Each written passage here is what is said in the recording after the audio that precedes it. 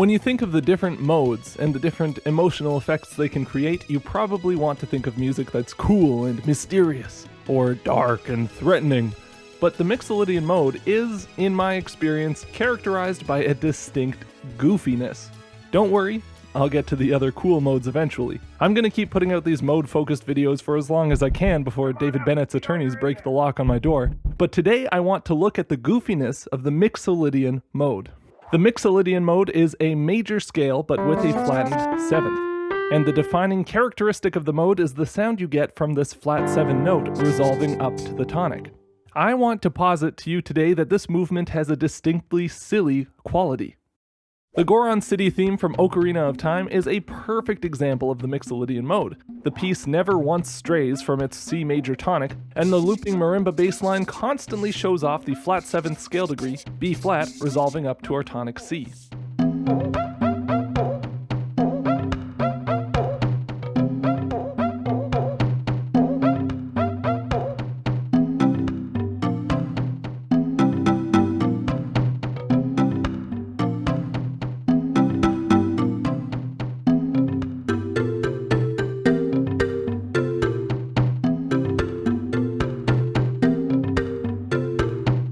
At the risk of overusing the word goofy, I really can't think of a better description. This is as pure an expression of a mode as you could ask for, and it perfectly fits the characterization of these big fat rock-eating dingoes that roll around like Sonic the Hedgehog and dance like they're on ecstasy.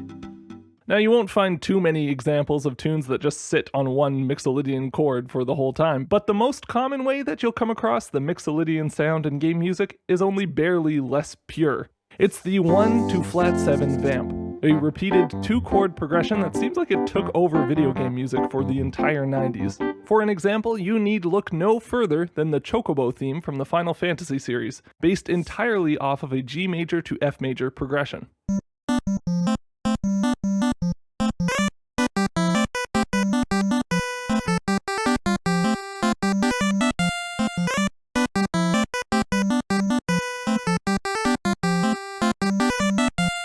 Again, you can see how much playfulness in the music is evoked by the use of this Mixolydian sound, even in this famous tune's earliest incarnation.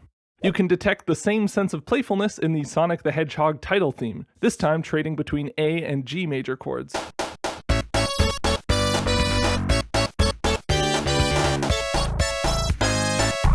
These chords sound simple and cartoony and carefree, and they're perfect for the settings in which you find them.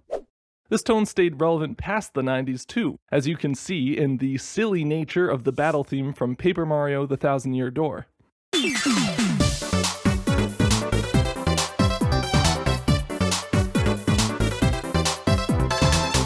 I love the way this tune takes the iconic Super Mario Bros. Overworld theme and twists it around in different ways over a repeated D to C vamp. This kind of lightheartedness is so valuable in music, and especially in video games, where loads of situations call for music that can just be fun.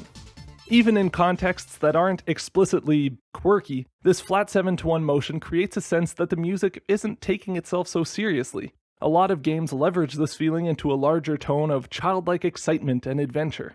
The first generation of Pokemon games was possibly the first soundtrack to ever explore this harmonic relationship so fully, and the sound is interwoven throughout the entire game's score. Most famously, the opening theme's alternating G and F chord progression uses the G Mixolydian scale to give us a sense of wide-eyed excitement.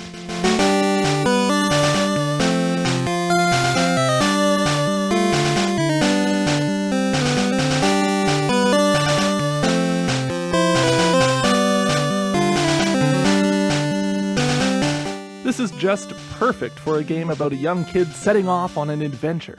This sense of optimism can be found in another theme about a young boy setting off on a grand journey, and in the same key too. Ocarina of Time's Hyrule Field theme makes use once again of a G to F vamp as the main thrust of its harmonic concept.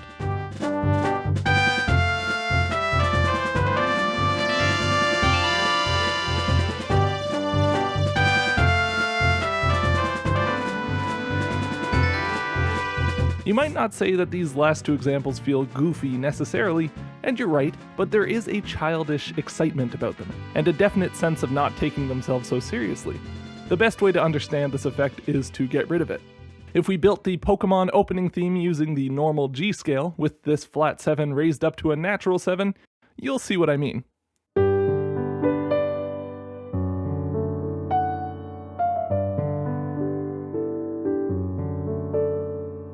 Blech, that makes me want to barf. We're here to catch magic rats, not fall in love in the Italian countryside. Taking the Mixolydian out of Hyrule Field yields similarly grisly results.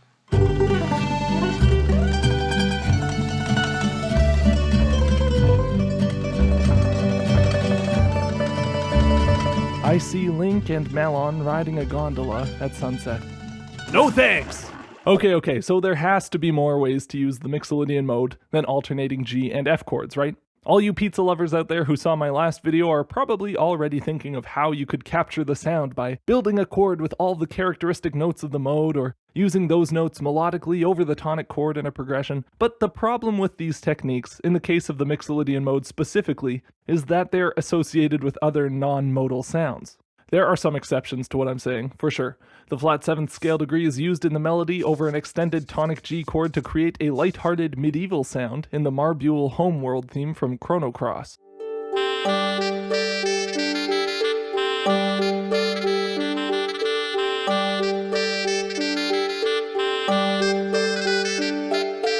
This is definitely an example of the Mixolydian mode in action, but most of the time you see the flat 7 used over a major chord, it's to evoke the sound of the blues. The list of blue notes that give blues melodies their characteristic flavor includes the flat 7, like in the Runaway 5 lobby music from Earthbound, which showcases how the flat 7th might typically be used in this kind of context.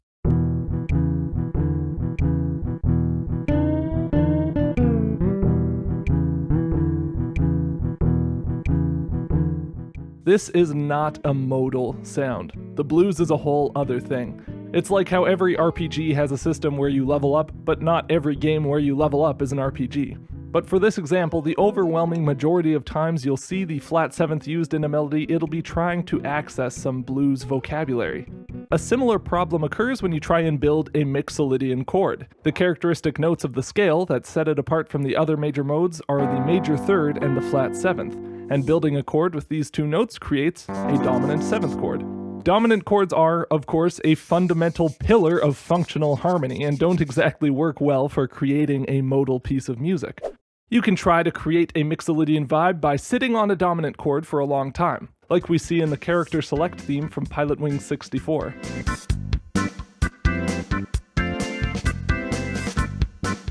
This even gets at some of the Mixolydian goofy energy that we've been talking about, but using a tonic dominant chord like this again is tightly associated with the blues, and that sound is so pervasive in our culture that as listeners we default to hearing it as a blues sound rather than a modal one. Even in the Pilotwings example, once a melodic part enters with this clav solo on top of the groove, it's mostly blues language being used. Not to mention the funky chromatic flat 7 to natural 7 to 1 bass walk-ups scattered throughout.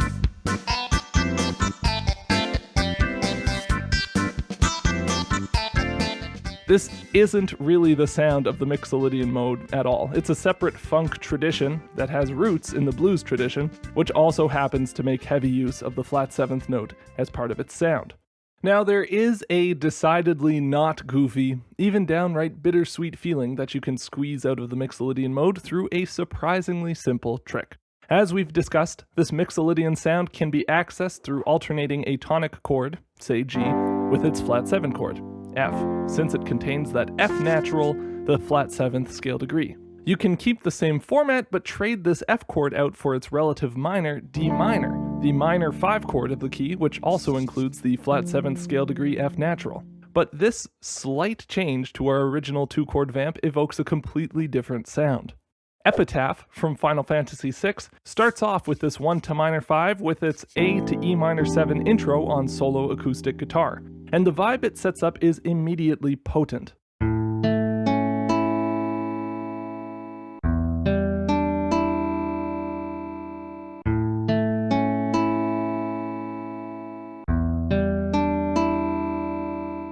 We're still in a major key, but this chord adds a tinge of melancholy. I think bittersweet is the perfect way to describe it. The same two chords are used in Chrono Trigger's Guardia Millennial Fair, and in this setting, the jaunty 6/8 rhythms and upbeat arrangement work hard to hide the minorness of the 5 chords. But having this little bit of bitterness makes the major parts feel more authentic somehow. It keeps the tune from being overly upbeat and verging on cheesy.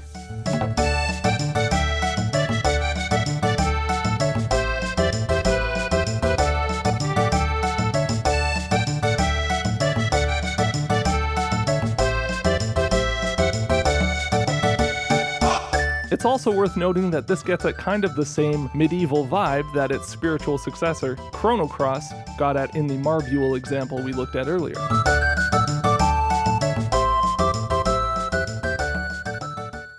Okay, I think we've successfully traveled from the most to least goofy in the examples over the course of this video, but all in all, I associate lightheartedness more closely with the Mixolydian sound than this minor 5 bittersweet option. That's probably a function of the former being much more common than the latter, but also because this ability to be musically playful is really a unique characteristic of the Mixolydian sound, and one that seems a little underappreciated to me. Thank you all so much for checking out the video. If you liked it and you want to support the channel, consider donating to my Patreon page. Hope you enjoyed the video, and I'll see you all in the next one.